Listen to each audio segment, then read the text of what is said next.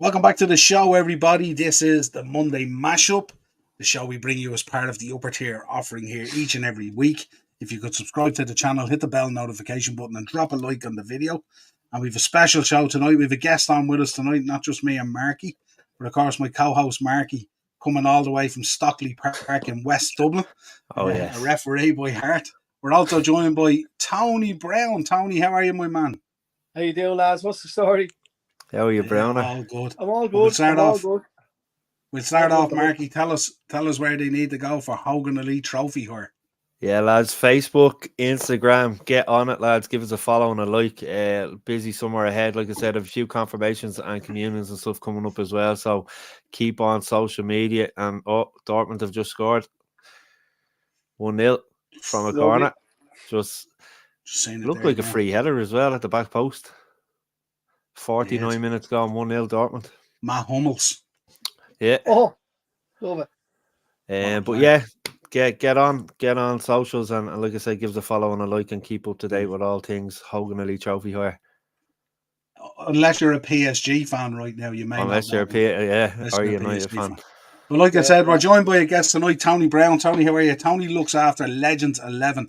Tony, for our viewers, I had you on for a show there quite some time ago now. It must be a year and a half or so at this stage, is it? Yeah, it's probably maybe longer. Yeah. 2 years, yeah.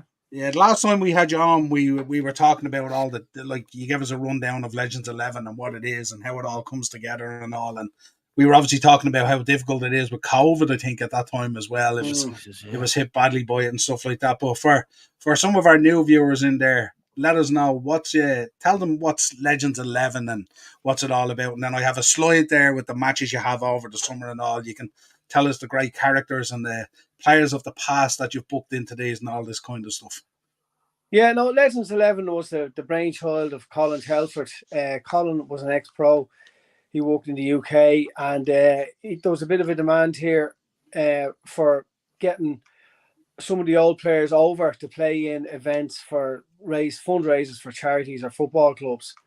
And it just that was 16 years ago. I'm kind of with Colin now about 12 years. And I got involved, but I wanted to be more involved with getting into bed with the clubs and the charities. I've done a few games myself. Hoagie's been a part of them. We've done a few for Wayside. My old club down in Gordy Celtic. We done games down there for them. The few in Dublin I was involved in. So I kind of have a blueprint for the games, how they work. And every time we do a game, we more or less try to fine-tune the event for the next one. So you learn by your mistakes, or a club might come to me and say, look, we're looking at doing it this way. And I go, we tried that before. I'd always have a reason why it didn't work or it did work. So you're trying to maximize the amount of money that you make for the club or the charity. And it's a lot to do with nostalgia as well, because a lot of the guys that are coming over would be players from when I was growing up. You know, here's some mine, Brian McClare, Ian Rush, you know, Brian Robson, even Wes Brown now is part of it as well. So it's actually Lee Sharp is back into it. So it's great fun, like, you know what I mean? The games are a lot of work on both sides. I've the easiest job meeting clubs and setting it up. Colin has the job of booking players. Like he was telling me the other day, I think it's 60 flights booked already for players. Jeez, that's just for this year. You know what I mean? So you're bringing people in from Holland or France or whatever. So there's always a bit of logistics and planning to go with that and getting them in, make sure they're settled and everything else. But it's great fun. And when you see the games and the events, you just go, that now I know why I do this. You know, the crowds and sold out signs across Facebook and Instagram and all that for the clubs. So it's good crack. I've spoke to people. I spoke to Marky about before. We've been to a few of the events and stuff like that, and they're just great crack, and the lads are well up for everything and all. You know what I mean? It's a great atmosphere about it, and it's you know, I just really enjoyed it. I was at the Celtic one over in Home Farm with Sheriff, wasn't it? With John Hartson and all. We had a great day that day. Hartson was absolutely mental, and McClare Brian McClare as well. It was brilliant. It was a great crack. Well, and you never. I remember Brown. I remember they won 12 years ago. Rosemount in the Tech. Rosemount against the United Legends. That's Jesus. That's that 12 years. 12 years ago, yeah. It was 12 years ago. I think around the start of May, actually, yeah. And I remember we went back to the hotel in Dunleary, and The Royal Marine, yeah. The Royal Marine. I remember just sitting there, and I looked to my left. Brian Robson's on my left, and I looked to my right, and Ray Wilkins is on my right. And I'm going, Ray Wilkins was on Sky Sports the previous night doing like Champions League coverage, or the 2 nights previous. I'm just like, this is mental. Like this, it was. But all the lads are so approachable. I remember having a few drinks with Neil Webb and stuff like that. It was unbelievable. It was, and they're great events. And I do always say on here, Browner, there are events for all ages, granddads, dads, sons, everyone involved, and it's a great day out for everyone.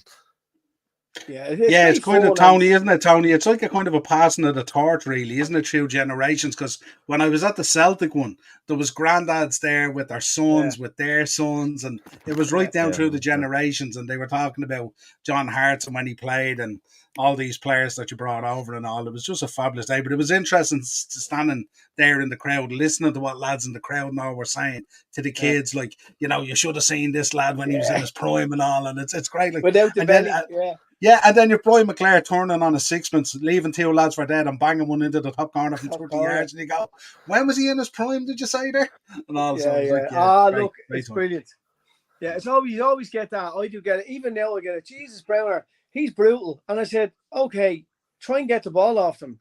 It's all up here. They don't run as much as they used to, whatever. The body doesn't allow them. But my God, they don't lose the cuteness and how to keep the ball. Alan Kennedy played last year up in Dundalk, I think it was. Alan must be nearly 70. And you want to hear that man giving out because the lads are giving away the ball. Keep the ball, keep the ball. He still plays 2 or 3 times a week. Do you know what I mean? And they're so competitive, aren't they? Oh, once across the white line. Yeah. Once. I see. Yap Sam and Wes Brown up in we're up in there. Was it Cliftonville last year playing a match, and Yap Sam was so quiet, and then he crosses the line, and it was just one of them things. One of these lads hit Wes a tackle, right? And I just looked, and I just seen Wes Brown looking at Stam, and your man 5 minutes later, whack. Yeah. And I said to him, what you do that for? He said, I was just wanted to win the ball. But these lads don't lose that. Yeah. They just still have it. No. They want to win the ball or whatever. It was just funny.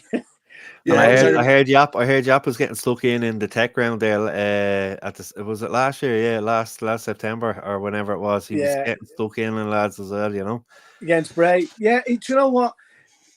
He's just so quiet. I've been with that man. I've met his kids, his wife, and everything else. He's so down to earth, so charming guy. He's just a lovely chap, right? Yeah. But he just crosses that white line. So you know who he's like as well, Hoagie. Remember Mark Hughes back in the day? Mark Hughes could sit here, you won't get a word out of him.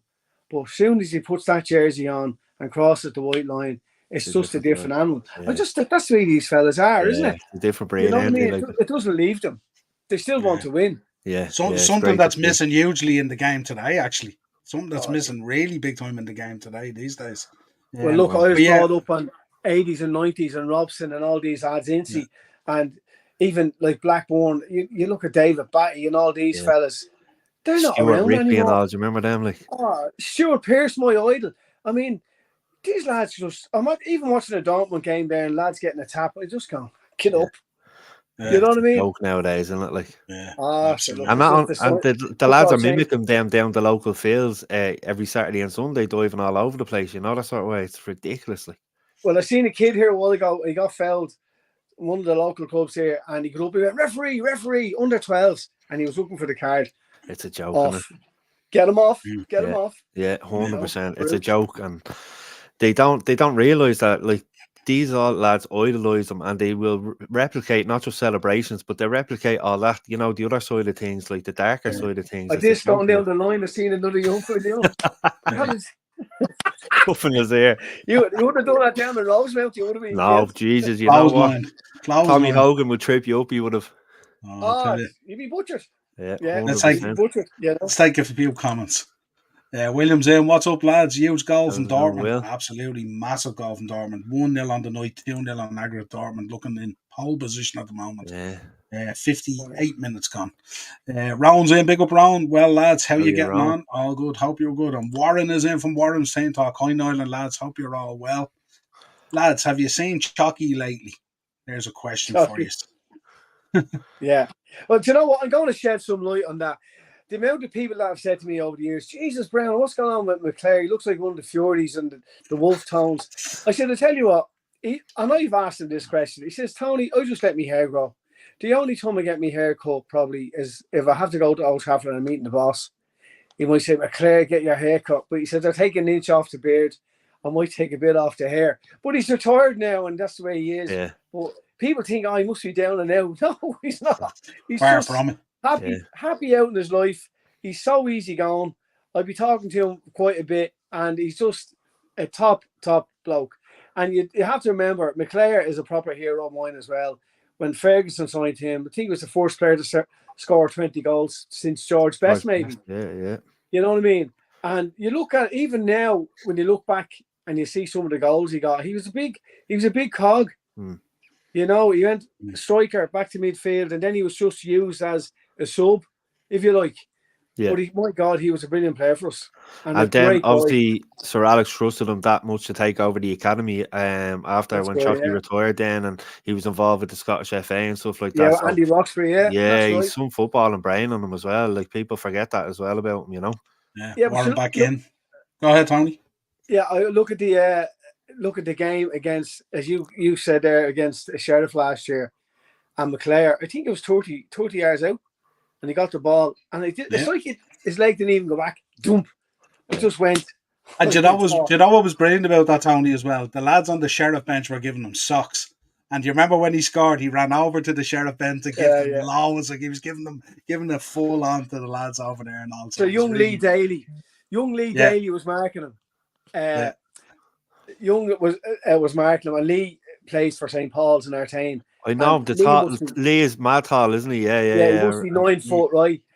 He kept saying to McClare, "There's no way you're going to get a shot today." And McClare, he twists him, bang, back of the net. And even now, when I see Lee, I go, "Brian McClare's looking for you." He just threw up. He goes mad. I remember Lee. He played centre half in the Minute game as well at one stage. Right, I remember that. Yeah. He played good lad. Yeah, he's only 15. He's some player. He's a big lad for 15. Yeah. Certainly a big lad for 15. 6'5", is he? Yeah. 6'5". See, Warren mentioned Frank there. Frank's going to be over here now during the summer, isn't he, Browner? Frank comes over quite a bit as well. So look at Frank's goal last year. He played in against Bray last year. I want to see the goal he got. Oh my God! Class. And Frank is mid-60s, late 60s. Still trains. Won't get the ball off him. Tough as old boots, that man. And he still has a great football brain. The legs don't go as quick as they used to, but my God, he's so clever.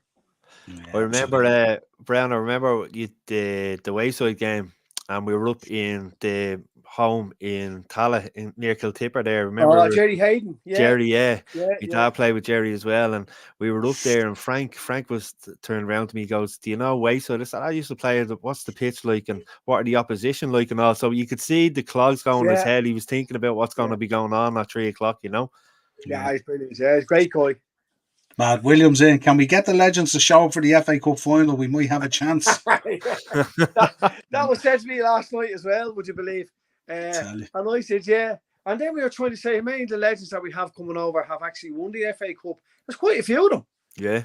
Do you know what I mean? So every time you look at a legend, you kind of go, my God, the medals that guy has won for the club is unreal. You know what I mean? And you look at like Brown or someone like Lee Martin, scored the winner in the FA Cup in 1990, you know, and that kind of started the success, the role of success of Sir Alex and that team at the time, you know. And then the Champions Cup, wasn't it the year after the Cup? In Rotterdam, against Barcelona. Hughes went around the keeper and bang. So, and when you look at that team, you've the Irwin, Sharp, Clayton Blackmore, Yeah. Chalky, all these players that come over here were involved in all that. It's fantastic, like, They've great knowledge of from being with Ferguson from the start, and what he demanded from the players and what vision he had for the club going forward. Yeah. You know what I mean? And even now, even when you talk to Keith Gillespie now, or even Chris Evans, they're still Man United. Like, they're all going on about the club. And Wes Brown, Wes gets just wound up when they're talking to him. Because I remember Browner, Liam, we had a point with Liam O'Brien up in Brady after, and of course Liam played with me ma's cousin Robbie with Rovers, Robbie Gaffney, and we were chatting there, and he was telling me that he thinks he got the first ever hairdryer of Sir Alex, because on Sir Alex's first game against Southampton, he got sent off after 45 seconds. That's right, yeah. Yeah, so he said he thinks he can officially say he got the first ever hairdryer treatment of Sir Alex. It was great. Yeah, he great told story me that to hear from him, Yeah, we were in we brought the United Legends to New York years ago, and Liam was telling me that I was with Liam on the bus, and he was telling me that story. He said he took the skin off my face. 45 seconds in as well, like madness. Like. The tackle, great. Remember, great. Greeting from Brazil, Joe Pelucci. I hope I pronounced that properly. Greeting from Brazil to my old friend Mark. Palmer is the greatest national champion. Hey, Wagner love. To the bin. There you go. Warren's back in again. I saw him winding up Rangers fans after he scored a penalty against Rangers. It was at Celtic Park. It was hilarious, but very naughty. There you go. As it is. Right, let's get into it. Talk to us about the schedule over the summer. I put these slides together for you. Break us down what's going on, your summer tour, as they call it, and who's coming over and whet people's appetite for it. Yeah, well, next week we're down in Galway, Athenroy FC. We have a game next week, an unusual type of game because we had the original date set up, and in fairness to Athenroy, they had a lot of tickets sold for the event. But then Man United, some of the lads are playing in Hong Kong on the same date. So Athenroy had to change the date. But in fairness to them, their event is sold out. They've a few. The only thing I think they've left is match tickets. The meet and greet is gone. The meet and greet is gone. The dinner is gone. And did a golf tournament on as well. And that all sold out. So it's unusual. Next Friday, not this week, the following week, there's golf. After the golf, there's a dinner. And then the next day is the meet and greet. So, which is unusual. So that's, I think Stam is over for that. Chucky's over. Stapleton, Wes Brown is over. They have a decent team for that. It's more or less, you could say, Colin's working on some players for the other games for Letterkenny. Have a few lads confirmed. That's in July. Longford are doing a celebration game on the 15th of June. And that's the same day. I think some of the lads are away for that, but they have a good team over for that. And then we're finishing the season, lads, in Ballyfermot. A game in Colcourt, opposite the prison there. Yeah. I have to say, in fairness to Ballyfermot, I went down to see their dressing rooms. Oh my God, they're unbelievable. The venue is unbelievable. That pitch is always in good nick as well, Brown. I have to say, the groundsman down there does a fantastic job on it. Yeah, do you know what? I was a bit when I went down first. I went at night time, if I'm being honest, and I couldn't see it properly. Yeah, and I was going, this mightn't work. And then I was thinking of the road. I was thinking of health and safety. They're all the issues I think of. Yeah. But in fairness to them, the Man United supporters club down there, and you have Ballyfermot United. They've amalgamated together to do this game, so that'll be a sellout. All the games sell out, in fairness. Yeah. And the match tickets are always the last thing to go. They always seem to get a rush about a week or 2 weeks out from the event. It's a real Irish thing. Oh, I'll get a ticket next week, or I'll get a ticket nearer to the date. And the meet and greet and the dinner seem to go, and then everything else just flies. It's great. Yeah, it's brilliant. Absolutely brilliant. We were trying to get Dennis over. We had Mark Hughes, and then Mark is flying off on holidays to Miami on the day of one of the games. So we couldn't get him, but we're holding out that we might get him for another event down the road. Like Mark Hughes is a big hero of mine as well. Every time I think of Mark Hughes, I think of volleys. You know, the great volleys he used to get. A great player. Big thunder toys on him. Oh, he was something else, though, wasn't he? He was just a fantastic player and the quietest man. Yap is over. What was the one he scored? The one against Oldham in the cup? Was it in the semi-final? At the last minute, extra time, I think, and Lee Sharp ball came out. Lee dinked it and Hughes made it on the volley. Yeah. And we beat him in the replay, but he was such a great player. Yeah, you know what I mean? Unbelievable player. No, we've got players this year. I don't think anyone new. Karol Poborski is going to be over, Brown, isn't he?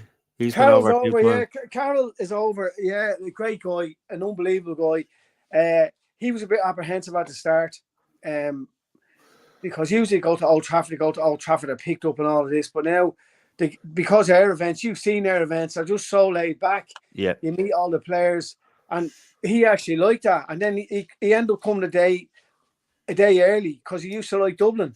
Daily. We brought him down to the Guinness Storehouse. We brought him into Bordox.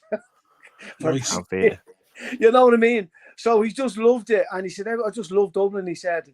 So every time when he comes over, when Tony, the next game, when is the next game? Daily. You know, he always does well. He scores, he gets man of the match. He's still as fit as a fiddle. Yeah. You know what I mean? Because out in Sallynoggin, I brought Georgia, my 4-year-old, whose birthday is tomorrow. Actually, she's going to be 5, but she had got new runners, and him and Sharpie were admiring the runners and chatting away to her and all. It was brilliant. Like, you know, you're just standing there going, these lads are absolute legends, like proper legends. Like, yeah, brilliant. Sharpie's over as well. Yap be over. I think David may be over. Sammy McElroy is playing in one of our games. Sammy, man of the match. You can't get the ball off him. And I don't know whether you've seen him up Wayside years ago. Yeah, the Jerry Hagan game, couldn't get the ball off him. Yeah. He said to me, every game he says to me, Browner, I'm going to get you 5 nutmegs. And every time he does a nutmeg, you just look over, you go, there's 1. And then he go, there's 2. There's 3. Yeah. And he gets them. Every single time he gets them. You know what I mean? And that guy he's a great guy as well. You know what I mean? Browner, one player that you know as well always scores about 2 or 3 goals in the game, Keith Gillespie. Do you know what? Keith said it was the Wayside game he got 4. Jesus. If you remember. Yeah. All in the first half. He could only play the first half. I think he was flying out. He was doing something for United the next day. I'm not too sure. But he was flying out that night. So I had to get him back to Dublin Airport. But he said to me, I'm going to get a hat-trick today. And he got left foot, right foot, header. He got all the, you know what I mean? That's and in New York, he said the very same thing to me. He said, they're going to get a hat-trick for you today. And he did. Brilliant, isn't it? And yeah, just forget how good he was. He was brilliant. I had to admit, when I was playing a goal for them, and I was seeing David May stepping up to take a penalty against Maynooth, and I was thinking, and he ended up getting 2 goals in that game, Maisie. It was unreal. Like. Yeah. And then Dennis, I said to the referee, make sure if United player goes down in the box, Dennis is able to take it. What happens? Dennis never misses a penalty. Missed the penalty. Yeah. And the lads out in Maynooth go, that keeper is still getting mileage out of that. I'm the only fella to save a penalty from Dennis Ewan. And don't forget, Keith gave us the second penalty from, remember, we had indirect free kick in the box, and then Keith Gillespie called for the penalty, and that's when Maisie still getting the top bins then. Yeah. Listen, I think if you save a penalty from Dennis Irwin, you're going to get mileage over there, aren't you? I would. I'd have T-shirts and hats and everything. Be filling up pennies with the merchandise. You're right. Yeah, the VO cam does be at the game, so he has it on camera there, and Keith sent me the link and all before, and I say, yeah, man, just sat there for hours after watching this save over and over again. Yeah. Like, why wouldn't you? Has it on loop. I said to Dennis, how did you miss that? He said, Browner, I'm still a bit rough. He said, I could see 3 balls. I said, hit the one in the middle. You know what I mean? But if you even watch you on that day, just spraying passes for fun. Yeah. And he was up and down as well, Browner. Up and down like no one's business. Yeah, I had a good chat with him and Sharpie the day before. I had him down in drills. And we were talking, and they still train. Like Sharpie does all the intermittent fasting. Dennis was still training, and they're just going, wow. You know what I mean? Because they're still doing gigs. You know what I mean? So they still want to be fit. Fair play to them. And I have to say, from your point of view as well, Brown, like, you look after the lads. The lads be getting massages in the hotel in the morning times. Have been looked after, getting all the kind of what would you say, the creaks and the knocks out the system before they even get there, you know? Yeah, well, we've two guys. We've Simon McAvoy. Simon is I do a bit of training with Simon. Simon is a personal trainer, but he's also well known out there in the fitness world. He looks after all the players. They all look for him. He does the needling, the cupping, the massaging. Stephen Weaver, who's involved, I think he's involved with Shells and P Mount. Stephen does all the physio side for us as well. So as soon as the lads land, if they have an injury, like Yapsan had a problem with his hamstring, Simon straight in, just looks after him. Like all the lads he looks after all the lads, but they all look for him. Where's Simon? Where's Stephen? They know what they're getting. You know what I mean? That's great. Simon's the tall lad, is he, with the ponytail and the beard? Yeah. No, yeah, good, great guy. He's based up in Belgar there, but he get a lot of requests from the lads looking for him. Like there's a queue. Yeah. So if we the lads in the dressing room, right, who's first, and then okay, who's next? There could be 5 of them lined up. Yeah. To get ropes or get the pins in or whatever, and he's just brilliant. He's a brilliant guy. What you want? Yeah, and we have a good team there in fairness. Great, JC is there, James is there, McDade is there, Colin. Do you know what? It's when the event comes around, and then we just all click into work. We know what we're doing. I know what I'm doing. The lads know what they're doing, and we just try to make it as easy and comfortable for the players as we can. Like you've seen the games, they don't get mauled, they don't get harassed. No. It's a kind of a feel good, relaxing atmosphere. You know, the players turn up, there's guest players playing. 9 times out of 10, I think we've got the weather. Yeah. I can't even remember getting a rainy day, if I'm being honest with you. You know what I mean? The weather's always been good. Yeah. Yeah, and everyone, the funny thing about it is everyone is extremely respectful because they know these are legends that are here in the true sense of it and stuff like that. And although there's a bit of banter and a bit of crack and going back and forth and all, there's an element of respect there as well for what these guys have achieved in the game, and also it is really, really great to see it. Rounds in, Tony. Any funny stories about the legends? Give us one off the top of your head if you can think of one. Funny stories, Jesus. So I can't be telling stories out of school. You know yourself. I get Wes Brown, actually. Wes Brown in New York. And Wes likes a bit of fun, as you know. So we land in New York. And you know, it takes so long for the body clock to adjust and everything else. And the day of the match, anyway, all the players were ready to go. And I said, "Where's Wes?" Don't know. I said, "What?"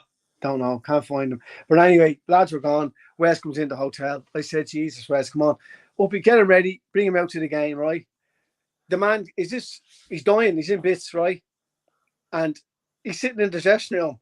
And I said, "Okay, yeah, I'm grand." He goes out, he scores, he gets man of the match, right? And you're looking, going, how did this just happen? He's 2 bonky knees, right? I think he got his 2 crucials done. And I'm looking at him, and the speed of him was unreal. But the great photograph after the match is Wes in the bus, and he's just out cold. I think that's the only time he slept in the 4 days. Jesus Christ. Because him and Chris Eagles, they're just a tag team, but they're great fun. And you've seen Wes and Chris at the duels, like with the fans and everything else, and same with Chucky. You know, Lee Sharp. Lee is actually great fun as well, but he can break into song as well. I have a video on my phone of Keith Byrne and Lee Sharp at a mad hour in the morning in Minute in the Glen Royal sent to me, and he was singing a bit of Elvis and everything. Yeah, so I have that on my phone. I have to tell you a story about the Celtic legend Alan. What's his name? Played for Everton. Had the cancer. Alan Stubbs. Alan Stubbs. Great story. So we're out in Darndale, and we have all the jerseys hung up, whatever, right? And Stubbsy comes in and he goes, "Jesus Browner, them jerseys won't fit me. I'm at to put on a bit of beef." And I'm going, now to look at him in the clothes, you wouldn't think so, right? I said, "No, I'll need to be grand." Swear to God, there was a fella in the crowd, big lump of a lad. We had to get his jersey to give to Stubbsy. So it's the only one that could fit him. So do you remember the old CR Smith? Is it CR? Yes. Yeah. So if you ever look at the Darndale game again and you look at Stubbsy, he's the only one wearing the. Look at if you'll see the photographs online, whatever. CR Smith, and the rest is all 48 because the Stardust. I think we were doing something for them at the time, the families, and he's the only one with a different jersey. And he said to me afterwards, "That's me now done. I'm going to start training, whatever." And we were just imagine him going out to a crowd and saying to a chap, "Is there any chance you give us that jersey?" The man stood there for the whole match with no top on him, and Stevie gave it back to him and signed it. But that's But he'll always have that as a memento anyway. Yeah, that's what he said, Brown. That's what it's about. I'll have that. Alan Stubbs on my jersey, and he took a photograph. Stubbsy, they took a photograph of Stubbsy and your man has no jersey on him. Stubbsy has the jersey, and he signed it for him. You know what I mean? But that was it. It was just so laid back. You know what I mean? And he's another great guy as well. He's been through the wars with, I think, he had cancer or stuff. Yeah, he was. He did, for a while. He did, absolutely. He was over at the home, the Sheriff game as well. He's a unit anyway. Even if he wasn't carrying weight, he's a big enough fella, I tell you, him.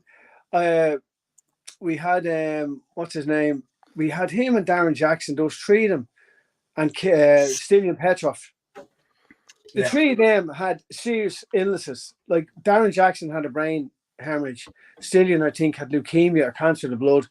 And John Hartson was another guy who had cancer. And they actually done an interview with a guy about how they were during their illness. And I sat there and I remember saying they didn't have to do that.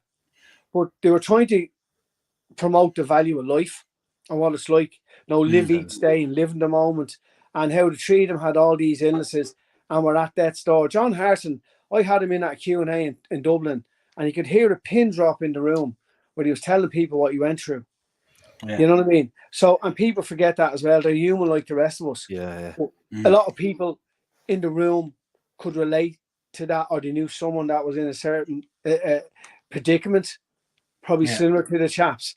So I said, there you go. From the horse's mouth, and they were so emotional. John Hartson was just so. The three of them were emotional, telling their stories about near death, and that's why when they come over, you see me yourself, Mark. They're just loving it.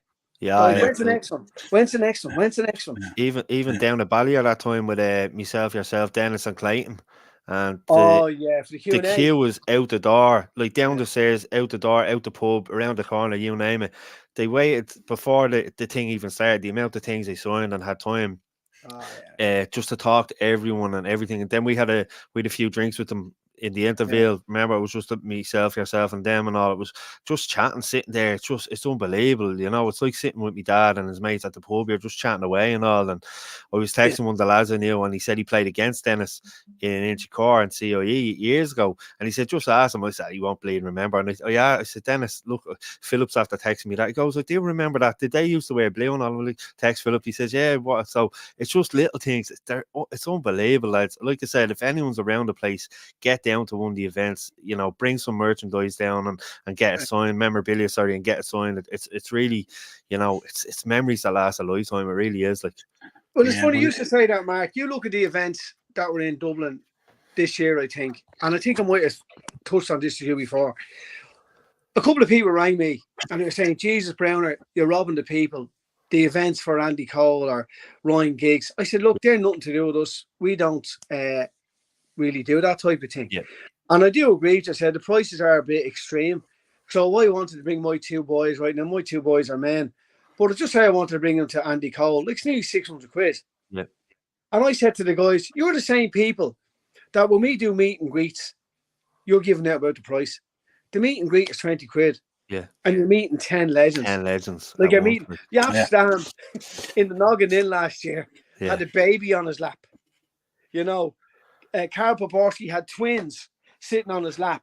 Do you know what I mean? Yeah. So there are things that you just can't buy. Exactly. And that's what I'm saying to people. Like we don't run them events. The people that are doing them and could look to them, that's what they're charging. But like it could be something down the road that we might look at. I'm like thinking, not that if you could do cheap tickets that are affordable for people, like proper football people, So I'd rather have a room full and people having loads of memories and listen to great stories from our heroes and players of yesteryear than paid mad money for, I don't know, is it an hour now? I don't know what them gigs are like. You want value, don't you? And so that could be something that we might look at down the road. It's like, just with the Solskjaer one, Browner, Solskjaer's come to the Helix. It's 200 quid. You get one signed jersey, whatever. Like, the lads will sign as much now, obviously within reason, sign as much as you want, and you get a minute or two to stand there chatting to them, like one-on-one, which you won't get with these events either. You know, that's things money can't buy. No, I do agree with you there. I mean, even if you look at the one in Ballyfermot, we done one in Maynooth as well, Mark, a couple of years ago. Well, Maynooth done it. They done it on a Thursday night. And I remember, Wes Brown Thursday night, and I was saying, I don't know whether this will work, lads, but I think it was 270 people turned up. Yeah. And the one in Ballyfermot, that room only held 300 people. But he said to me, Browner, I have a list there for another 125 tickets. So he would have got 500 people into that room. Yeah. Like, you were there that night. Yeah. It was comfortable. The players, we got the Paul Lennox, out of the Cult of Cantona podcast. He done the interview for me. Yeah. And he said, this is unbelievable. You know, he said they just enjoyed themselves. It was so chilled. You've seen them. They took their photographs. They had a point. They were so down to earth. You know what I mean? They were very, the questions. It was a bit of crack on the night as well. Yeah, people were shouting things up, and Dennis and Clayton were about reacting and stuff. It was great. It really was, you know. Yeah, and it's cool even when you do those, you know, the pre-shows, Tony, for publicising the matches and stuff. The one you did with Wes and Brian and all. It's great. It's great when they go to the crowd for questions and stuff like that, and all the lads don't know what they're going to be asked, and of course, you know, some of the stuff that comes out is absolutely crazy, but it's all taken in great jest, and it's great fun and stuff like that. And all. Yeah, we done one years ago in Lloyd's in town. We'd Chucky and we had John Harton, and I ended up doing the compare with the questions. But sure, the questions that were coming were just mad, and it was great fun to see the lads answering back and the way they do. And John Harton talking about his personal life and his cancer, and Chucky talking about himself and Ferguson, and you're hearing stories that you'd never hear before. You know, like people forget McClare being with Celtic. You know, Motherwell Celtic, and then down to United, and the stories that man tells and the memories, and you're actually sitting there going, I actually remember that. Do you know what I mean? Yeah. You know, and when they're sitting beside you then having a beer. Yeah. Hero stuff. I love when they ask McClare a question, because McClare turns around and they go, you know, how did you feel when you scored such and such a goal or something like that? And he'll go, oh, was it me who scored that and all this? And he's working the lads on stage as well as himself and stuff like that and all. And then he'll go off on a tangent and start nearly talking about weather or something else and all. And he's such a character, Brian McClare. We done the game we done in the North last year, and all the lads were there. It was a Q&A from the floor. But Brian held on to the mic, right? And just say, and hey, this is Mark Hogan, I have a question for Yap. And Brian would go, well, I'll answer that for you. Right? None of the lads answered. McClare answered all the questions. He told us there's a story about Cantona, never Ferguson. You can't be doing that, son. Like, Brian told his version of that. So you're just going, like, every time we do something, I hear something different. Yeah. And McClare might tell me a story. Do you know the story behind that Browner? He tell me the whole story that we going, oh, this is great. This is like Christmas morning for me. Do you know what I mean? Yeah. The one in Maynooth was great as well when he was on stage with Wes Brown, and they were talking about the questions, and Brian turned around. I think he said something like, you can ask me anything you want, but Wes still works for the club, kind of, and all this kind of thing, you know. So, and it was just so funny. And Wes was just sitting there going, what? You know, and it kind of brought Wes out of his shell as well, then, because Wes actually started talking then about how he felt about the club and where it was at and all that kind of stuff and all. So it was pretty cool. But Brian's a character. He's an absolute character. Well, listen, Tony, hold on, I won't have to tell you this story. My missus out there, she's laughing. My nickname is Punching with the United Legends, right? And I was like, what? Where are you getting Punching from? And McClare said to me, when I see your Mrs. Browner, I said to myself, he's punching above his weight. I remember picking John Collins up at the airport, right? And I said, "How are you, John?" He goes, "Are you punching?" I went, "What?" He said, "McClare said punching be picking you up." Punching. I tell you. So now my missus loves them. She sees all the lads. Hey, you lads. I Yeah. love it. Yeah, Absolutely. Yeah, I think Love it, Brown. the chalky thing was explained well over at this stage, wasn't it? I'll laugh at this. Yeah, Chalky. Yeah. What's that? The question there? Did Chucky explain why he was called Chucky? It is a hilarious story. He's also a university graduate. Yeah, see, because of Brian McClare, Eclair, Chocolate Eclair. Mm. So that's how he got his nickname. Chucky was the Chocolate Eclair, Brian McClare, Chocolate Eclair, and it's just stuck.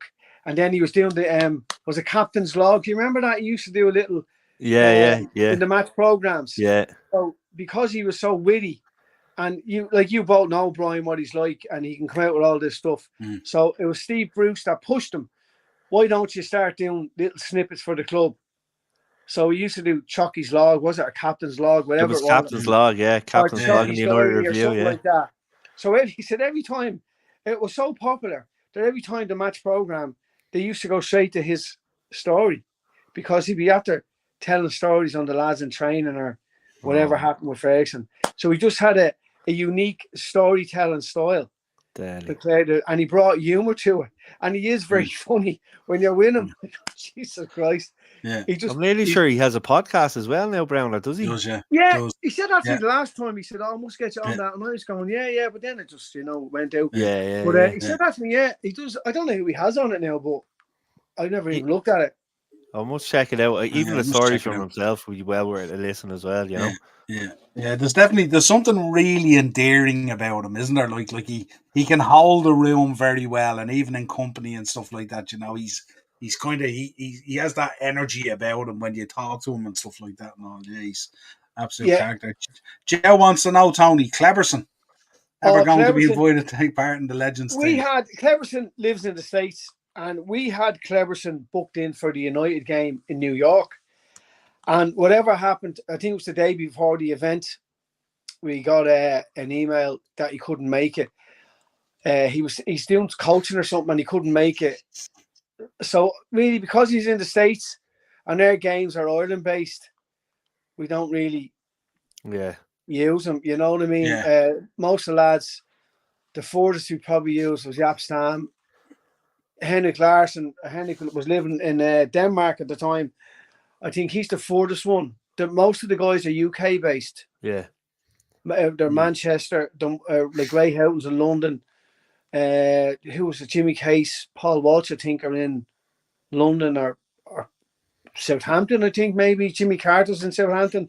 So a lot of the lads are UK based, except the likes of, if you're using Van Hooijdonk or Larson, maybe they tend to be like in Holland or whatever. Jaap Stam is Holland.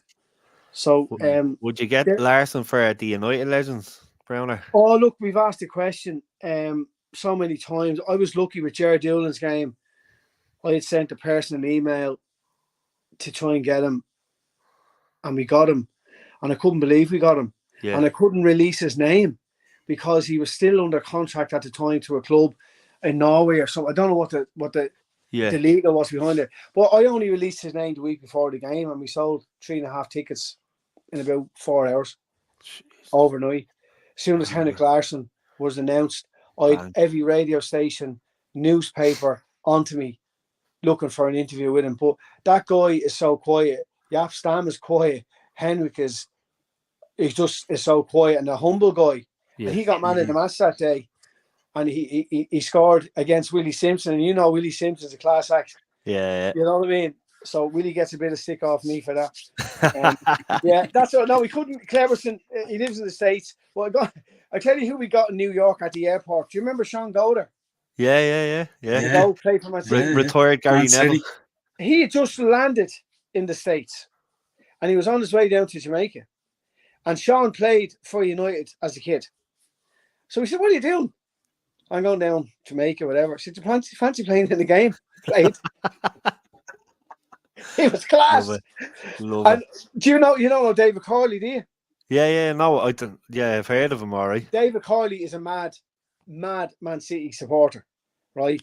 I rang David from New York. Guess who I have beside me here? And I sent David a picture of Goater wearing the United jersey. No Giving way. it all this, giving it all that. Corley was going mad, you know what I mean? But Sean Goater was great fun. He done it, fair play to him. He didn't have to, but he loved it, and they all know each other. Yeah. Smashing player. And Brown, sorry, quick question for you personally. If you could pick a United legend, dead or alive, that hasn't played with the Legends 11 that you could have, who would it be? That could play. Do you know what? We've had Paul McGrath loads of times, but Paul doesn't play, but he's brilliant with the crowd, and he's a god, as you know. I'd love to have. You're looking at either Vidic or Rooney. Oh, yeah. For me, Rooney, street footballer, brilliant. You get any of that team. Yeah. Like, I can go back to the 80s. I could go back to Martin Buchan. I could go back Gary Bailey. That type of ilk. Mickey Walsh. I don't remember Mickey Walsh. Could you imagine a Legends 11 with Vidic and Stam as centre halves? Jesus, man. So here, do you know what? We done a game up in the north last year, and the App Stam's two sons played. They're only 16, they're the same height as him. One of them is the image of him, and he played centre half, and Stam played sweeper. The other team never got a sniff. And a young lad plays outside left. Jake and Thomas, the two kids, and they're lovely kids. They played, and lads, they were just quality, and they're only kids. It's in the blood. It's in the blood, isn't it? Oh, they were just. The fella at the back was one of them assassins. The black eyes. Yeah. He's only a kid, so I think he's going to Eindhoven. I could be wrong, but I think he's going to sign for Eindhoven. He's only a kid. Tony, you'll have to become an agent at this rate with all this. I tell you, these lads signed up. That was said to me before. Oh, Browner, would you not do that? I said, look, it's not that. I came into this years ago. We come in as a non-profit organisation to help clubs who are struggling. It does cost a few quid for them to get it up and running. But when you show the events and how you can make money, we've never, ever lost money on a game. We've only made money. You can make anything. It depends from 10 grand up to 100 grand one the charities made. But it depends on your network. And like clubs, we've turned down a lot of games this year with clubs that I've met. I said, look, you're just not ready. But I always give them an explanation why I don't think they're ready and what they need to do. A lot of people go to the game. Mark, you've seen it. They go to the game and they get caught up what they see. Oh, we want to do that. And I'm going, hold on. That's 6 months of work. Yeah. That's 6 months of guys not sleeping. Trust me, to make this work. Like the Attenroy guys, I've never seen a work ethic like it. They were brilliant. Letterkenny, Stephen McConnell up in Letterkenny. That guy is just a machine. The guys in Longford, I think their event is gone as well. And Ballyfermot has the potential to probably be the biggest game we've ever done. Yeah. I really think it's that big because it's such a huge footballing hub. Like you know yourself, like I remember playing against Sherry Orchard and Ballyfermot back in the day. Like it's a massive football area. Yeah. That's going to be nuts. Like I'd met them and I'd say within the hour, I said, lads, your dinner and your meet and greet is gone, it's sold out for what they told me with their members. Yeah. Like they're expecting maybe 4,000 at that game. It's mad, isn't it? Yeah. Sure, one of the lads I used to gig in Inchcore, one of the lads texted me, James, do you know anything about this United? He's in Inchcore, like, do you know anything about this game? It literally had only been released an hour previous, like the Ballyfermot had put it up or whatever, and everyone's getting on to me. But that's going to be something else. You've all around Luke and Ballyfermot, Inchicore, all that area going to be down there in the day. Huge catchment area and a big footballing catchment area as well. So. Yeah, and the thing, like the meet and greet is in Ballyfermot, so you can literally walk from the meet and greet up to the ground. Like it's a real one-stop shop. You're not getting on buses. It's not. I was worried about the health and safety with the road and all, but when I went down again, I said, you know what, this is actually going to work. And then the hotel, the dinner in the Clayton, in the Liffey Valley, they're doing the dinner that night. That dinner's gone. That's sold out. Daily. You know what I mean? That's It's gonna going to be be nuts. And Brown, can No. I just say, going back to you, do I remember being told that you've done a bit of coaching over in Ajax back in the day? No, Jesus, you know what it was? You're some man. No, we used to no, I tell you, I seen Ajax. That's where I met Colin. We were at an Ajax convention here in UCD, and I got talking to Colin. I ended up doing a Liverpool Legends game down in Gordy Celtic, my old club, when I was living in Wexford. And then the Ajax thing happened was, so we just say we approached Minute. So look, we're doing a 4-day seminar in Ajax. So you go over for 4 days and it's out of this world. I met Kluivert over there, Stam. I met Van der Sar. I met Roberto Carlos. I met people that it's like talking to me and you here, right? You went down. It's just a different mindset, the way they think, the way the kids act, the way the parents act. You wouldn't hear, do you know, if you're on the sideline down in the lawns or Lucan or whatever, and the parents are losing their mind? That does not happen over there. There's no referees until the age of 16. Do you know what I mean? Yeah. The Dutch are made, they're built for development. Yeah. And then the winning comes in as well at a later age. Like 17, under 17s, I don't think you play a match. I'm not too sure because your body's still knitting together. Like I was in Broadford's first team at 17. Yeah, when you think about it. You were probably in first team as well. It's just a different mindset. They develop you properly. But Ajax brought a seminar here for 3 days, and I ended up coaching down in Cork with them for 3 days. I had all the Ajax gear. A crap coach, but I looked good. Fair play to you, man. You know what I mean? It was great, though. Highly recommended. Looking the part, Tony, is 50% of the battle. You have to look the part. That's it, you know. Warren came in with a great suggestion, Tony. Bobby Charlton, of course. Bobby Charlton, yeah. Unbelievable. So Bobby, my father would always go on about him. My dad lived in Manchester, about George Best. He said his feet didn't touch the ground. And Bobby Charlton, he said there's no one to touch him. You know, and it's only when you look back, you go, some of the goals he got. And the pitches they played on, lads. Yeah, as well, yeah. You know what I mean? One player, Browner, I would have loved to see play with the Legends 11. You got to spend a bit of time with Mountain Bray, was Paul Scholes. Oh, yeah, jeez. Well, that Scholes to come over. He just said he's not putting on too much weight. But he was just so down to earth. You know what I mean? Something happened. He didn't turn up for the game. They wouldn't. There was something wrong with the flights anyway. And when we got back onto him, he couldn't understand the whole hullabaloo. He said, "Do people know me in Ireland?" And I said, "Paul, are you messing?" He goes, he's that humble. But then I said, "You need to come back." So he did come over. He come back again, and we done the Q&A with the people that had paid on the day, and he was just so honest about football and the way it's gone. And I had a few beers with him, myself, him, and Colin, and I'm just sitting there going, listen to Paul Scholes. And again, it's like me and you, Mark, being down in Uncle Tom's having a beer, talking about football. It's unreal, what it felt like. And there was no, I'm here and you're there. It was none of that. It was just about, you know, talking about football. They're so honest. I think them guys that played under Ferguson, the likes of McClare, is honest, brutally honest. Gary Neville, honest. Roy Keane, honest. Yap Stam is honest. He's just very black and white. Dennis is the same. Sharpie's the same. Wes Brown. Wes just gets wound up. You have to calm him down. But they're just passionate about their club. And what they see happening now, they're just like shaking their heads, you know? Yeah. Absolutely. Coyle is in. I had dinner with Sammy Nelson and Charlie George before the 2006 Carling Cup final. I'll never forget it. Oh, my God. He also mentions as well that he played for Joey's out in Sallynoggin. What a club, Joey's. Great club, yeah. Joey's a fantastic club. Yeah. They were a feeder club for the UK at one stage when I was coming out of school. A lot of lads out of my class, the Willie Burkes of this world and the James Keddies and all, they all went down and played for Joey's at that stage. And all. Everyone did. I think when you were a schoolboy, excuse me, even where I lived, where Mark lived, a lot of the fellas that I played with, like whether it was Rosemount or Broadford, a lot of lads went out to Joey's. If you went down to Joey's, you made it. You know what I mean?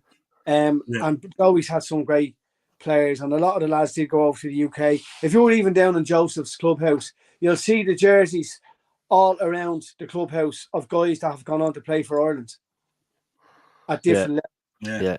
You know what I mean? Sure, Paul So, McShane as well. He's still over at United, the under 23s involved. He used to travel up from Wicklow and up to Sallynoggin training. And obviously, I remember meeting Alan Judge out there when I was playing with Dublin City, and he was a few years younger than me. He was out there with them. He was training one Tuesday night. I was playing with Dublin City, and to see what Alan went on and done himself, like it was unbelievable. So Dermot was a super player as well. Very underrated.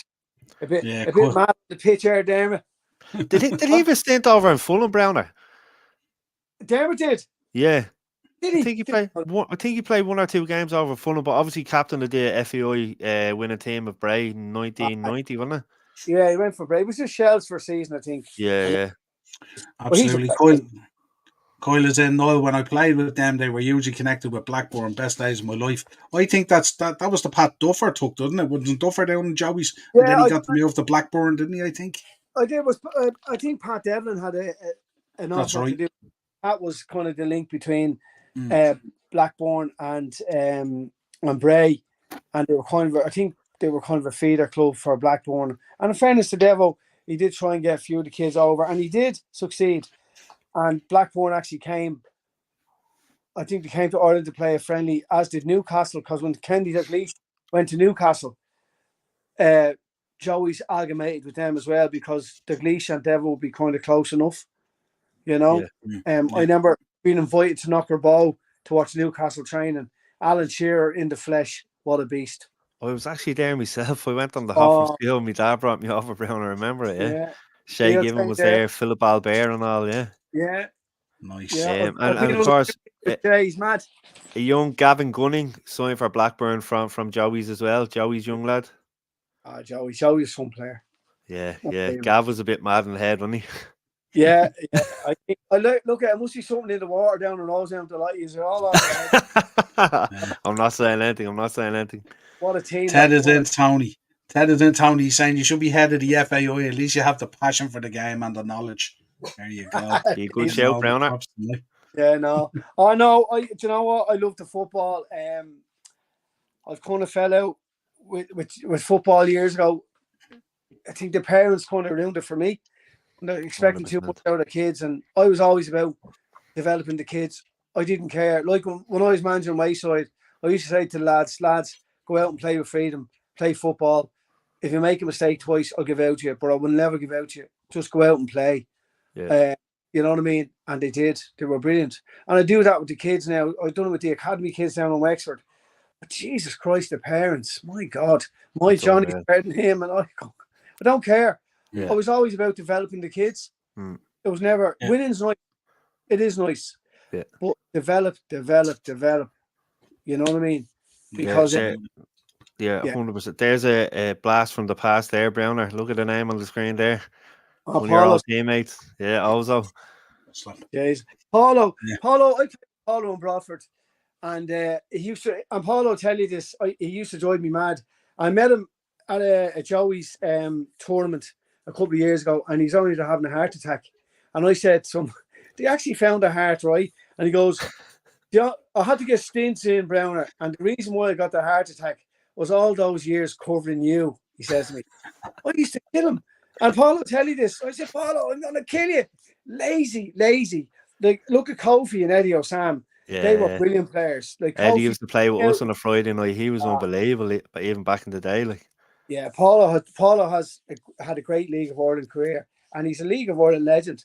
And he's doing very. I think he's with the Ireland under 17s now. I think Paul he's managing the 16s at the minute. When he's not playing golf over in Portugal, he's managing the 16s.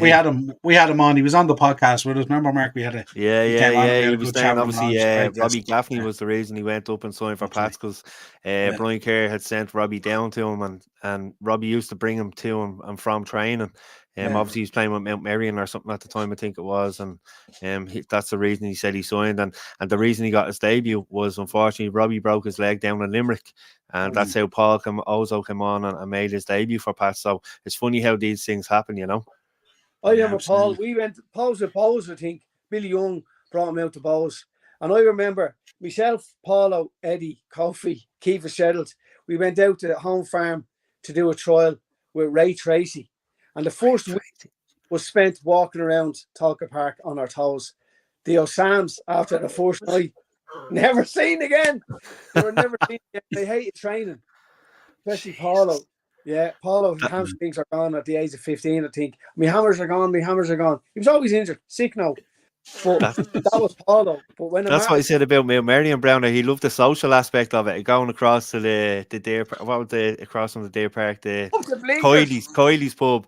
Yeah, Coyley's. There, the Deer Park. Yeah, Coyley's Deer Park. Coyley's Mount Marion. Coyley's Mount Marion. Earth, Wind and Fire. Paulo was like up in blinkers. The white gear on him. The teeth. The hair. With the afro. The comb. Love it. Absolutely. Coiled in. Question for Browner. Paul told me back then he was studying to be a physio. Did he follow through with that? I often worried. Also, what did you guys think of Trevor Malloy? Trevor was a great player. Well, Paulo Sam doing physio. Yeah. Was it? I didn't know that. I know Paulo. I used to meet him on a couple of coaching courses. And I never, I'll be honest with you, I never noticed the physio side. I never even knew he was into that. Trevor Malloy. Trevor, we done a League of Ireland game, League of Ireland legends against Dunleary legends years ago. And it was Trevor Malloy and what's his name, Morgan. Oh, he played with Trevor with Brian Kerr's team. You couldn't touch the two of them on the day. They battered the lads, and they still had it. And I remember playing for Rosemount over 35s in the semi-final of a 35 cup, and we were playing against Trevor Malloy, and he was miles ahead. Couldn't get near him. He's unreal. Trevor's son was on the podcast with me. He was playing football out in the States. He was playing for the Portland Timbers at the time. In the second League 1 down or League 2 down from the MLS. He was over there playing football and all. So we had a good chat one day with a good interview. It's up there on the channel. We were talking about the dad and all. The dad was a serious baller. What a player. I mean, he was, I think when they won was it the youth? Never Brian Kerr was the manager. They won the European under 17s. I mean, Trevor was a part of that squad, yeah. Yeah, I think Sean O'Shea was in that. Duffer. Trevor was in it. Thomas Morgan. If you remember the Bradford 7-a-sides, Mark, they used to bring up a team. You'd have Paul Byrne, Thomas. Yeah, and they just unbeatable for about 2 or 3 years. Proper street footballers. You couldn't get the ball off them. They just drag you around that pitch. Paul went over to Celtic Grounder, did he? Went to Celtic. He went back to League of Ireland. He was with Ronnie and Swindon, I think. He was with Bangor. He won everything in Bangor. He got Player of the Year, Players Player of the Year, Writers Player of the Year. He went to Celtic. And Paul will tell you this himself. He probably just didn't have the dedication to be. But one of the best players I've ever seen was Paul Byrne. Paul Byrne. Yeah. It's only when you're up close in person when you're seeing what he could do with the ball. The last I heard, he was involved with Collinstown, as far as I know, whether it be coaching or whatever. But I think he was manager. Yeah. And what a player! He's a pity, because if he had the right temperament and if he got the right guidance, maybe he could have been a top player. I think he scored a cracking goal in an Old Firm derby, if I'm not mistaken. He scored two, He scored against Rangers twice, the volley. That's it, yeah. Outside of the foot. Cracking goal. I used to go and watch him in the Bradford. Just good. Remember sitting on the ball. He's sitting on the ball in the middle of the pitch. Here you come on. Against seasoned pros. Jacko McDonough played against him and he made a show of them. Jesus. But that was Paul, you know. Yeah. Some players. Unbelievable. Well, listen, as always, a pleasure having you on. We say we're going to bring you on for 10 minutes, but we nearly always do over an hour anyway. The stories are always great. People love them and stuff like that. You stay here for longer chatting, unreal. Oh, yeah, absolutely. I forget. You know, I must tell you this story before we go about Yap's now, right? Yap was so used to going to Old Trafford to do games, right? And it's very simple. He gets picked up, he's brought to the ground. They play the match. They sign a few things. They go back to the hotel. And I said, Yap, come to one game. And you'd see, and Colin had twisted his arm to come to the game in the North. Straight after the game, he says, when's the next one? And then he goes, we said, well, we have a game this time, we have a game here. Can I play in them all? Depending on availability. So now he's like, when is the next game? He just loves coming over. He might do a bit of touring, you know, take a few days here and there. And he just loves it. He said there's no pressure. He couldn't believe that it's so laid back, you know, and meeting all the people. And you've seen it. You've been at the Q&As and you've been at all these events. The lads are just brilliant with everyone. Oh, 100%. Time, whatever, photographs. Like I said, with George and me 4-year-old, they spent a few minutes with her taking pictures, signing her jersey, having a little chat with her. She was absolutely obviously of a brainwashed about United, but she was absolutely delighted. And their photos that you keep up for the future and say, do you know what I mean? They are like, you know, but even for myself sitting there chatting to them was unreal. Like, you wouldn't see present footballers doing that. I mean, Ray Wilkins, I remember I introduced Ray to my father and they were gone for an hour. And for the hour, I said to my dad, what you talking about? Jimmy Greaves.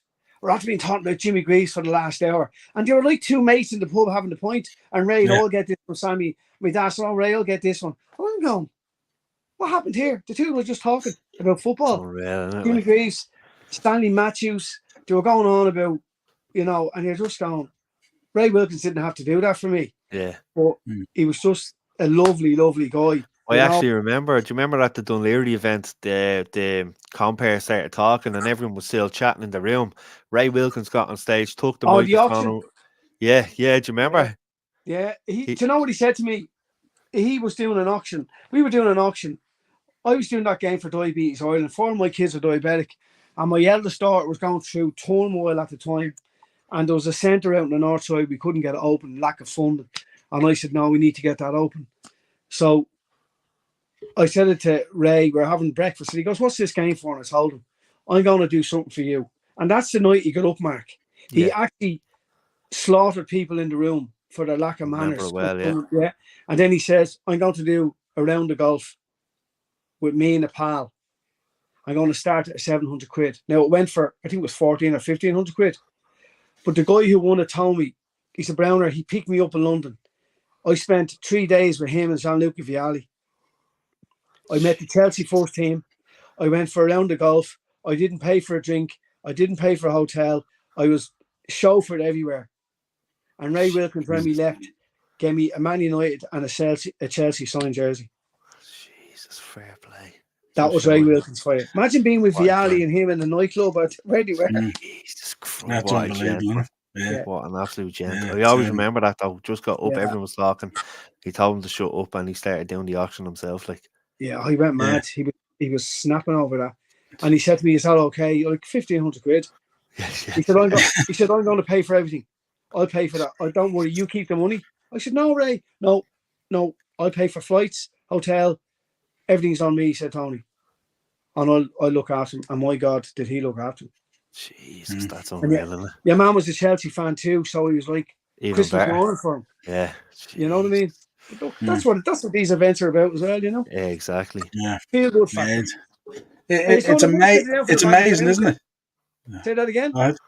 It's amazing when you hear that kind of standard that's kept up by them, isn't it? That they have a way of doing things and stuff like that. I just think when you see the lads here as well, I've seen John Aldridge do it quite a bit, and Mackett here, they just turn into this professional mode because they know it's like they still have to portray this image, like they're protecting their image, and they are genuine. When you see them, they're genuine. I've yet to meet a legend that's turned around to someone and says, I'm not going to sign that for you. Unless someone's been... I seen it one time at a game, a fella came in with a black bag to a meet and greet, and he must have had 20 jerseys. You know what I mean? And it was Alan Kennedy said to him, you're getting 2 things signed, and that's it. Like, you think the lads are going to sign 20 items each? I get it. You know what I mean? And that's only fair as well, do you know what I mean? Because there's other people that pay good money to go meet the lads as well, you know, that's a way. That's it. And that's what you do. Alan Kennedy's another Ray Wilkins as well. That's the type of ilk. We were playing a game in the North last year. I'll leave you with this story, lads. We done a game up there. The game we done in Darndale, for Sheriff, the guy who was guest manager that day was just had been diagnosed with motor neuron, Marty Lynch. Marty Lynch is a big name in Newry, right? And Marty was diagnosed with motor neuron, and he was in the wheelchair when Liverpool came to Newry.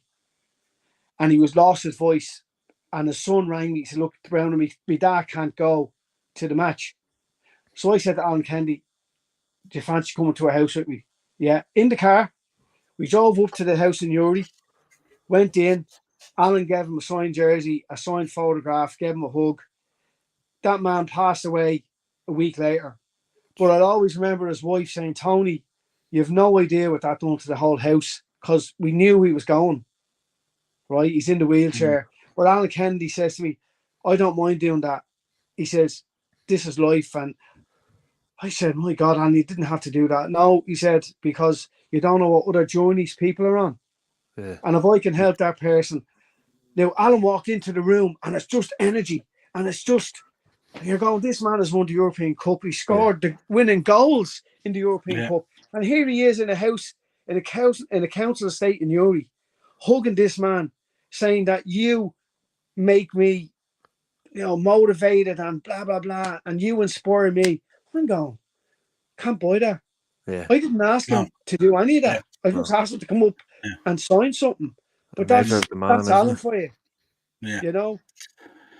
Yeah, That's absolutely. Great story, isn't it? It's a fabulous story and stuff like that, and just like that lives in people's memories forever and stuff like that and all, So it's brilliant, Yeah, I still get invited to stuff. Even now, I get invited to stuff. I get invited to lads' 50th, 60th, weddings. Come up. What you done for me in the Legends? I said, no, that's not what I done. That's what we do. That's what we're about. We're trying to, dreams for people and nostalgia and feel good factor and value for money, as well as helping clubs and money or clubs and charities to raise money for themselves. You know what I mean? And while the demand is there, we'll still keep doing it. It's when it stops. So look, it'll never stop. It'll always continue to grow and stuff like that, because it's just the moments that you give to people are moments that they keep with them for their whole life. And that's the thing about it. So it's absolutely fantastic. And obviously, Mark, you look at Mousy's volley against United. Oh yeah, do you remember that? Yeah, Mousy couldn't hit. If it was an empty net, he wouldn't hit it, and he gets a volley from a corner. You're talking Zidane stuff, wasn't it? And here, that what did that finish 2-2, wasn't it? And my uncle Tommy was manager of Rosemount, and he was out to beat United that day. He was calling in lads that were playing for the IGB and Rosemount back in the day that he hadn't probably seen or talked in about 15, 20 years, but he went out to win that game. And I heard that he still talks about United's equaliser to make it 2-2 being offside. Keith Byrne was actually line out. Ian Morgan was referee. Yeah. But I remember Frank Sabling in the dressing room at half-time going, lads, we're losing 2-0. Who are Rosemount? I was playing for United. Myself and Willie, that was part of the gig. We weren't playing for Rosemount, we weren't playing for United. And the Rosemount lads weren't mad at me. But I said, lads, I'm playing for United, I don't care. Brian Robson here. I said, no, I'm not having it. I said, Gareth Daly was captain for Rosemount. Do you remember? That's right, yeah. Never forget. Like everyone would be saying, I got me picture with Brian Robson. He goes, I never thought in my wildest dreams I'd be taking a piss beside Brian Robson on a Saturday afternoon. Go on, the guy.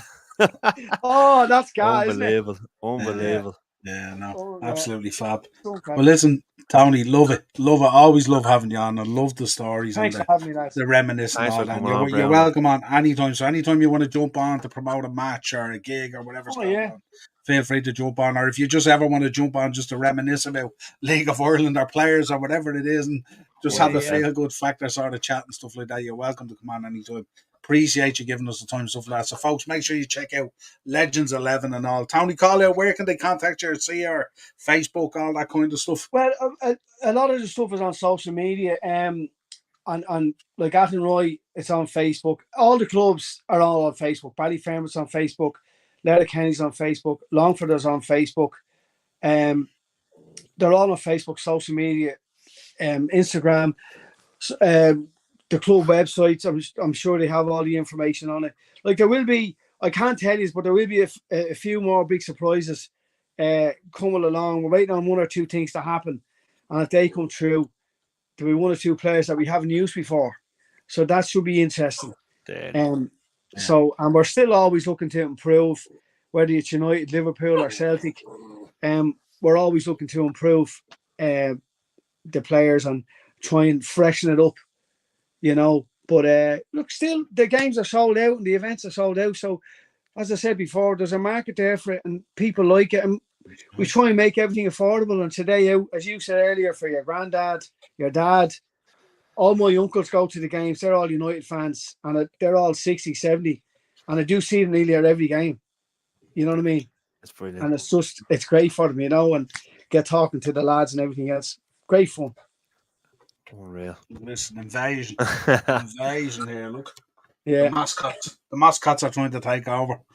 Right, Tony, pleasure as always. Keep in touch. Let us know how everything is going and stuff like that and all. Yeah. Yeah. Okay, fellas. Good to talk. Have Cheers, a good Brown. one. Take care, man. Cheers. Talk to you soon. Bye. Always great having them on. The stories are great. Very good. And just on Ted's last comment there, I am working on something. Just keep next May, this time next year, just keep that open. I am working on something. Don't you worry. Yeah. Ted I want to play. Ted's a bit of a baller. Well, we'll see how we get on. But like I said, I am working. I've been taught.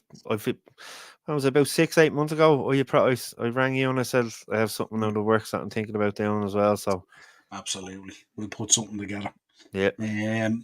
I don't think we're going to go through much more because we're up to an hour and 15. So I don't know. Are you available Thursday? I'm working Thursday. Okay. But yeah, we'll organise something. Yeah. Yeah, because Darren's away, so maybe we cover some of the stuff on Thursday, Tier Talk or something like that. I could go a little bit later if you want something like that. Let me work something out and we could try do something all right. We had a few bits we wanted to go through and stuff like that. I wanted to touch on the championship and the title run in and all that kind of stuff. And obviously Moyes and Lopetegui. So if you're available, let me know. If not, we'll catch up again. So but yeah, always great having Brown around, stuff like that. And just folks, Dortmund obviously gone through tonight, PSG out. Not good from them at home tonight. Dortmund 1-0 on the night, 2-0 on aggregate. Could we have an all-German final? Let's see tomorrow night. You never know. And just for the lads in the chat, you don't have to be a United fan to go out and watch these games. If you're an Arsenal fan, Frank Stapleton's going to be at a lot of these games and stuff like that as well, just to meet all these legends and see them play. It really is a great day out for all ages, Coyle's in. Any charity matches, let me know, man. I play, absolutely. We'll keep you all informed. Like I said, I've been working on something the last while. You just have to wait and see. Have to see, can we afford them all? That's the problem. That's it. Well, listen, we know who's what as well. We know a few ex-League of Ireland players. So absolutely, we'll just leave that there. We'll put something together and we'll have a bit of crack. Absolutely. Right, folks. Until next time, which will probably be Thursday night for me now because I'm not available tomorrow night. I'll try my best for Thursday because I will. Did you say George's birthday tomorrow? Georgia, yeah, Georgia's going to be 5 tomorrow. My daughter Georgia, so I'm off tomorrow. So happy birthday, Georgia! Ben's going to be 21. Tomorrow, yes, there you go. Yeah, there you go. The Hogans know how to do it. Timing, all about timing. There you have it. Ted is in, and I'll do the game on the cheap. No, wouldn't overcharge you. I know, Ted, you're a good old soul. Ted, send him your rider now so we can get it going. That's it. So until next time, folks, subscribe to the channel, hit the bell notification button, drop a like in the video, and if you can, pop over to the socials there for Legends 11 or whatever it is. Give them a follow. Also, give Marky a follow, of course, on the socials there for Hogan Elite Trophy Hire, which is always featured on the day at these charity events as well. And that's it, cuz. Good show. Good chat. Cheers, supposed to be 15 minutes. Went an hour and 15. Not bad at all. There you go. William, glad you enjoyed it. We are over and out. And happy birthday to your daughter, mate. Cheers, Kyle. Appreciate that, buddy. Folks, talk to you all again soon. Kyle, I'll be in touch with you. We're going to do a show at some stage today, this week, okay? I'll hit you up on Instagram later on. Cheers, pal. Talk to you soon. Cheers, lads.